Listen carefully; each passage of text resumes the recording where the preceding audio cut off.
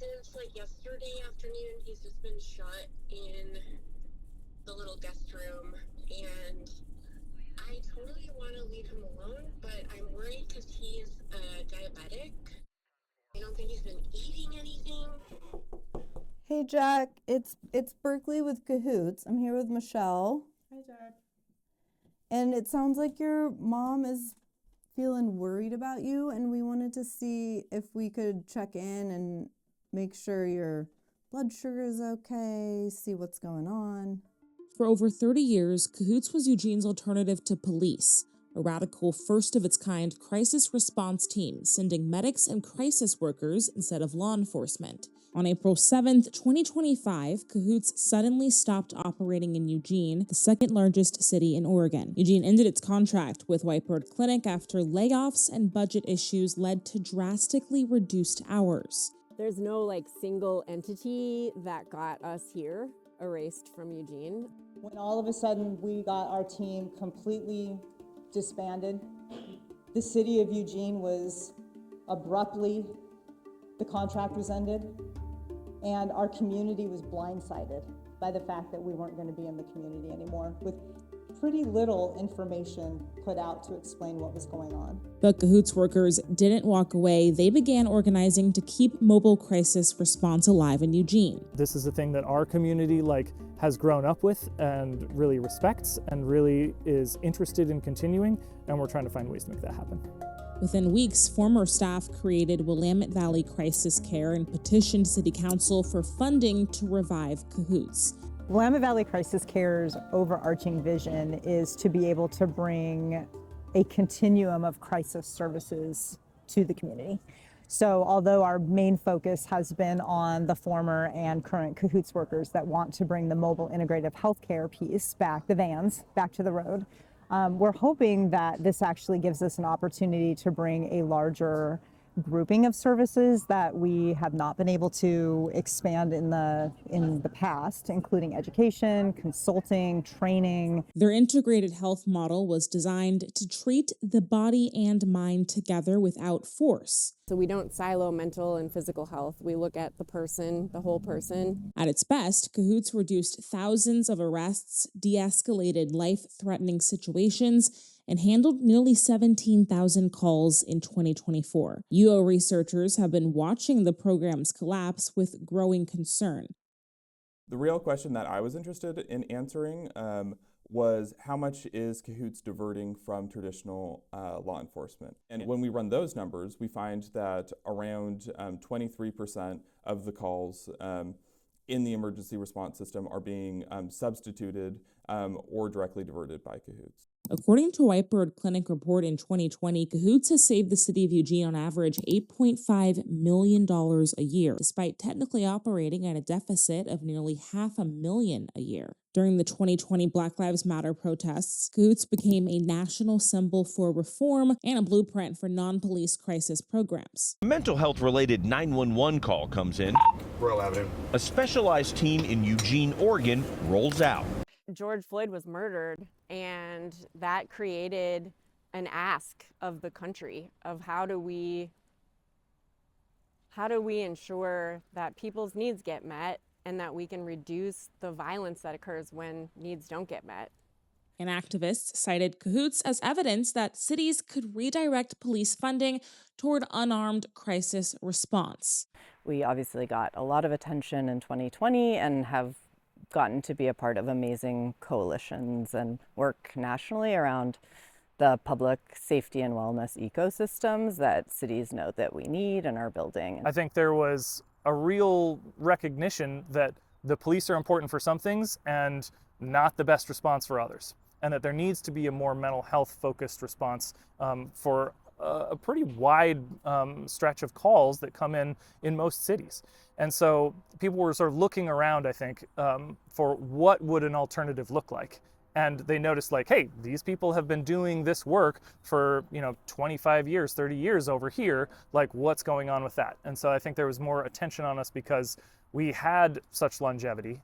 Founded in 1989 by Whitebird Clinic, CAHOOTS, or Crisis Assistance Helping Out on the Streets, was built on the idea of providing authentic, peer-led healthcare. Whitebird has provided crisis intervention and free medical care since 1969. Its slogan read, "Until the Revolution." Whitebird, this is Kristen. Can I help you?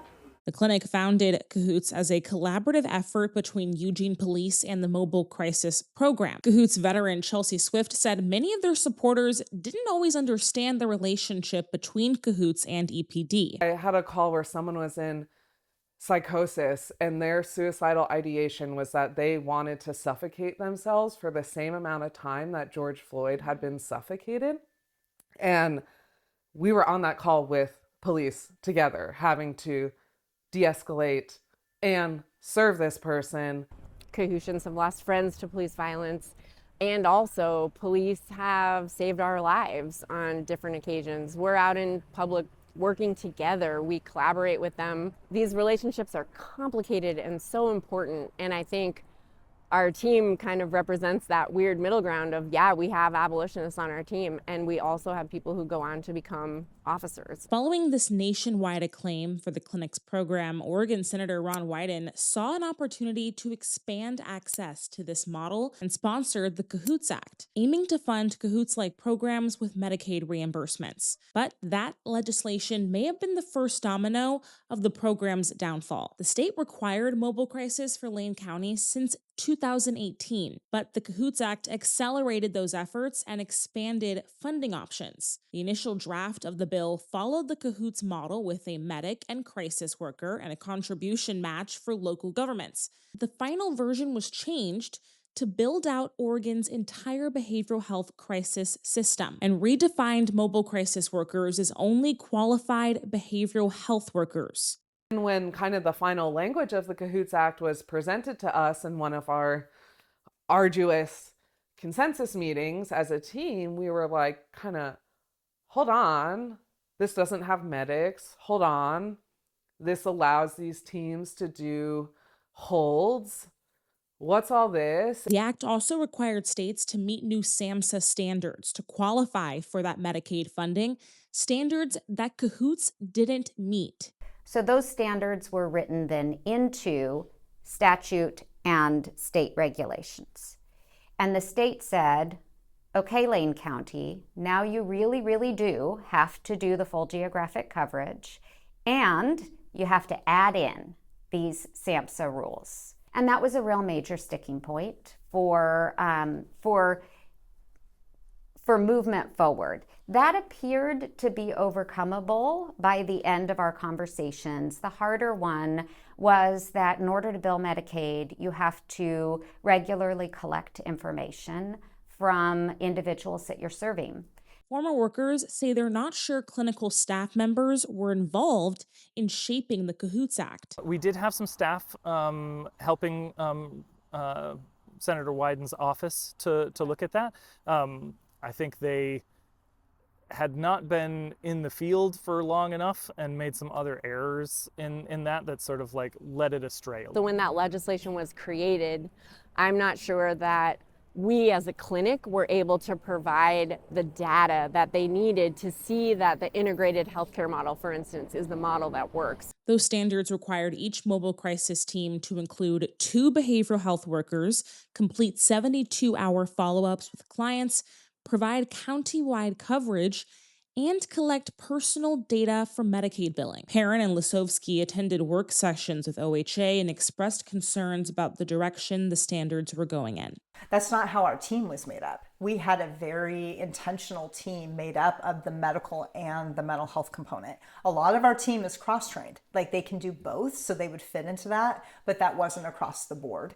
And so we were not qualified to be able to get the certificate of approval through the Oregon Health Authority. The way it was kind of presented by our former leadership and the executive director at the time who had been working with Wyden was like, guys, putting our name on this and allowing this bill to happen will allow other communities who cannot afford out of their municipal budgets to just straight up fund a crisis program. By tapping into Medicaid funding, this allows for programs to be stood up in other places that can't afford it And even if it's not perfectly the CAHOOTS model, don't you want to prevent police violence? Don't you want these programs to be able to exist elsewhere?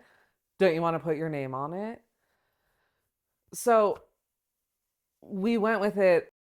That met the new standards or risk losing all this funding. Lane County was faced with a choice: either try to transform CAHOOTS into a compliant program or build their own. In early 2023, Lane County convened local stakeholders, including Whitebird Clinic, to strategize about the new landscape. And that did include Whitebird and CAHOOTS staff at the table. It included police and fire from all across the county, other social service agencies.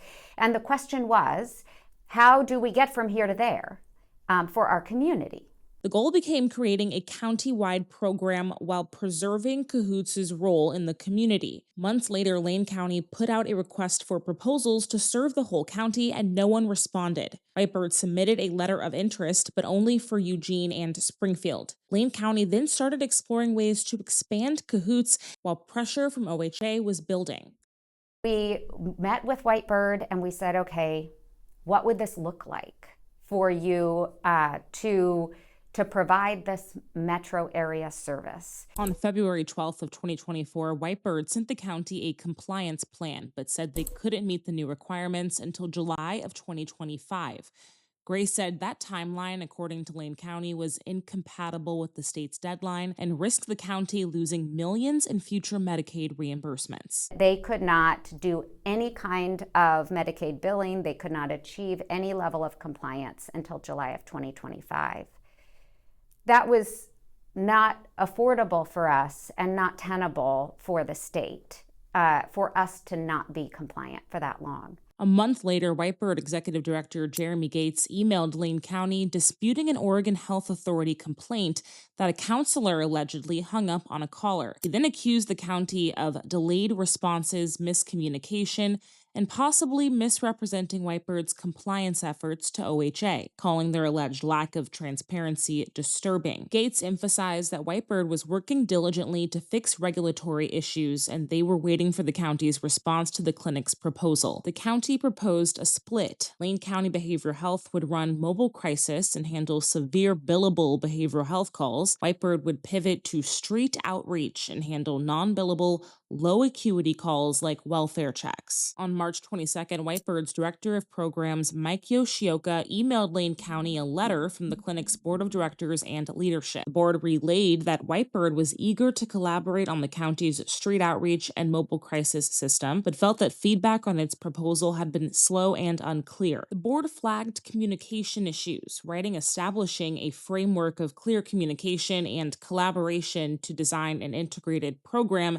did not happen. This resulted in inadequate clarity, conflicting understandings, and a loss of trust. They asked for an immediate meeting to reset the collaborative process, ensure 100% compliance, and build an effective team. Jeremy, along with some other leadership at Whitebird, were the ones negotiating with the county to potentially make CAHOOTS the MSIP program and make Whitebird the kind of bottom line agency for this county-wide requirement to have this certain type of crisis team. And they came back and said those negotiations didn't go well, never mind. In April, the county and Whitebird planned when they can meet with the Lane County Board of Commissioners to present their co-drafted plan titled Expanding Mobile Crisis Capacity in Lane County. Both sides were set to present the plan to county commissioners on June 4th, 2024, after confirming the presentation's language the day before. But that morning, Gates canceled his appearance, blaming a labor negotiations meeting that was rescheduled at the last minute. Gray presented the plan without Whitebird. It was our intent to have Executive Director Gates from Whitebird here with us. There was a last-minute scheduling conflict that happened, but I do have some slides from Whitebird that I will be presenting as part of that presentation. We have been closely aligned and connected in the development of what this is going to look like going forward in the metro area. Gates emailed Gray on June 18th with a letter from the board reaffirming their commitment to a partnership with the county. Gray's response explained that due to their corrective plan with the Oregon Health Authority, they had to continue developing their mobile crisis services and had to stop passing through funds to Whitebird Clinic. She also asked to partner on notifying dispatch centers to avoid CAHOOTS being dispatched on calls that would be funded by the county's program. In our sit-down interview, Gray said the state's new mobile crisis rules were designed to ensure best practices, not to sideline CAHOOTS. She added that as mobile crisis models like CAHOOTS spread nationwide, experts compared different programs and established new evidence-based clinical guidelines. And once that happens, in any type of clinical care, the expectation is that folks migrate their practice to meet the new best practice, not say, well, I know mine's the best to start with, regardless of what all the experts say. And so I would encourage folks to think about, don't we want the best, highest quality, most evidence-based services in our community to serve the public? Is it more important that we stick with tradition, or is it more important that we are moving with the evidence and the recommendations in order to best meet the needs of the people here? Whitebird's new executive director, Amy Marquardt, declined an interview to discuss Gates's relationship with the county, citing a desire to avoid speculation, but did respond to questions over email. In a statement, she said Jeremy, who was unable to attend and notified the county, ensured Whitebird was represented by sending a delegate in his place. I mean, I have to say I'm incredibly disappointed because one of the things that was really important to our team when the discussions of how OHA was going to require the counties to roll out this thing that, you know, had been years in the planning. Like, we knew that Lane County was one of the last to be able to implement it because Lane County is special. I would like to think that any one person couldn't take down such a legacy model and program. I think that's definitely a piece in this moment, but I also think that there has been a lack of advocacy in senatorial processes. In May, a month after CAHOOTS left Eugene, Senator Ron Wyden held a roundtable with Lane County and other stakeholders to discuss the new mobile crisis program and find out how the city's been faring since CAHOOTS left the scene. We were the first state approved to do this, and our moving caused others to move. The key thing that we need is to be able to tell this story about, this isn't a red or blue issue. This is our rural communities, our urban centers. We need to get the right services to the right people at the right time. And that's how we're using our Medicaid dollars efficiently, because we save money on the other end. In that meeting, Eve Gray said the county's crisis system with the 988 crisis call number and a mobile response program is still an unstable stool, missing its third leg. And you both have been very supportive of our stabilization center and making sure that we can fill out that crisis system. But ultimately, when we have that resource, that is the connection to services for the folks who need that additional wraparound support. I asked Wyden whether there were any guardrails written into the act to prevent counties from replacing existing programs like CAHOOTS itself. What we have tried to do through the Medicare and Medicaid office, particularly the Medicaid portion of CMS, is to try to give communities the tools to make their own decisions. Obviously, we want to use those dollars in the most cost-effective kind of way, but I didn't want to micromanage it from Washington, D.C. I wanted to use those dollars in the most effective way, and my hope is to have as many different programs as possible be part of it. In an email statement, Wyden added, the true measure for successful response to anybody anywhere in crisis is whether responders are providing effective, humane, and timely aid, not what lettering happens to be on the side of the responding vehicle. The senator also pointed to 21 other states that have utilized this legislation to start their own programs. Former van workers say they're concerned about an environment that's too reliant on Medicaid billing and could force CAHOOTS to exclude people traditionally served by the model. In this moment, it's really hard to know what to prioritize in terms of securing funding. But I think we would never want that to be our only source of income, because we can't abide by the exclusionary criterion and still be who we are. It can't be our first and only priority, because it would just change dramatically the work that we do. Lane County says due to widespread budget shortfalls and instability, many agencies are relying on these billing systems to survive. In times like these, there's just not a lot of extra money out there to run services like this outside of billable systems. So if you're providing a billable service, it is really difficult to stay in business if you're not maximizing the billing on that service. This is true everywhere in healthcare. Is it the best thing? I don't know. But it's a reality that we're facing right now with the budgetary shortfalls and funding challenges that we have across the board. Shortly after Lane County launched their mobile crisis services in August of 2024, memos were sent out directing 911 dispatchers to route all behavioral health calls only to the county's new team, effectively sidelining CAHOOTS.